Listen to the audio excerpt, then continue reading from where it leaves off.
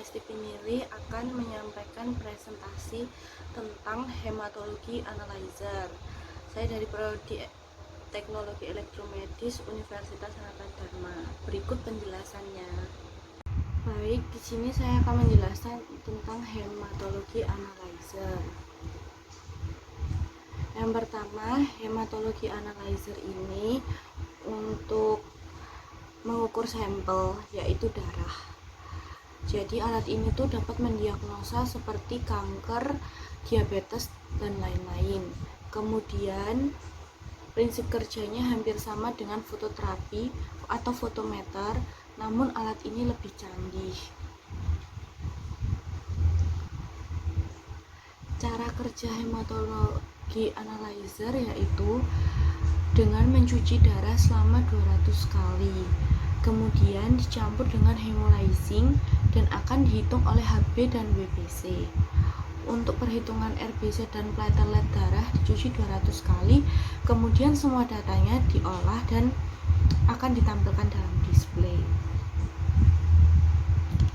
Bagian-bagian dari hematologi analyzer ini ada monitor panel, keyboard, detektor block, bulk printer, rinse cup, sample probe, sample rotor value.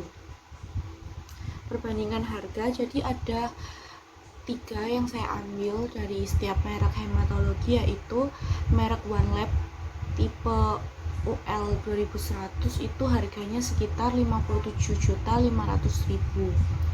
Kemudian merek Mindray tipe BJ 2800 itu sekitar 61 juta sampai 70 juta. Kemudian merek Glory tipe 237 sekitar 60 juta.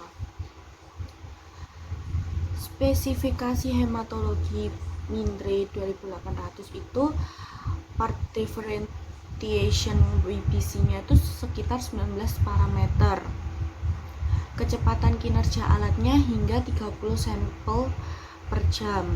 Kapasitas memori menyimpan 10.000 sampel tes termasuk histogram.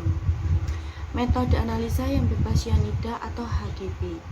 3 opsi penghitungan itu ada 3. All parameter, WBC atau HGB, RBC atau PLT. Built-in terdapat untuk thermal printer di dalam alat ini. Layar LCD yang lebar dan dengan ketajaman gambar sangat jelas. Sampel volumenya pre-dilute itu 20, whole blood itu 13. Displaynya itu ada color LCD display TFT. Kemudian dimensionnya itu 332 kali 437 kali 386. Nah, di sini ada beberapa pemeliharaan yang harus dilakukan dalam hematologi analyzer. Jangan gunakan alat berturut-turut selama 24 jam karena mungkin juga bisa menyebabkan kerusakan pada alat tersebut jika kita memaksakan dia bekerja terus. Kedua, bersih dari debu dan kotoran.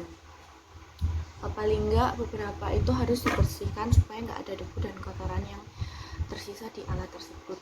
Kemudian suhu ruangannya harus dijaga dengan baik. Kemudian gunakan sampel yang tepat. Mungkin kalau menggunakan sampel yang kurang tepat akan merusak beberapa komponen-komponen jika salah menggunakan. Ada pencucian dengan larutan hipoklorit. Penempatan hematologi analyzer ini biasanya terdapat pada laboratorium yang berada di rumah sakit atau pelayanan kesehatan lainnya. Pemasangannya seperti pertama, siapkan peralatan yang akan digunakan. Kedua, letakkan main unit pada tempat yang sudah disediakan. Kita harus meletakkan pada tempat yang mungkin baik supaya kita bisa melakukan pemasangan dengan baik dan benar juga. Gunakan sarung tangan. Keempat, pasang selang kepada masing-masing region dan wash. Kelima, pasang kertas printer. Keenam, hubungkan kabel keyboard pada konektor yang disediakan.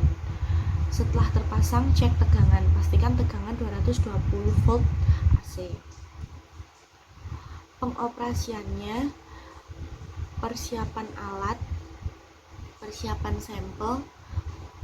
Pastikan alat bekerja dengan baik saat pengukuran spesimen darah dan mematikan alat.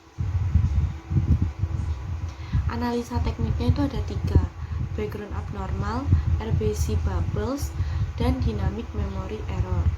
Yang background abnormal itu merupakan kegagalan satu parameter pemeriksaan pada background.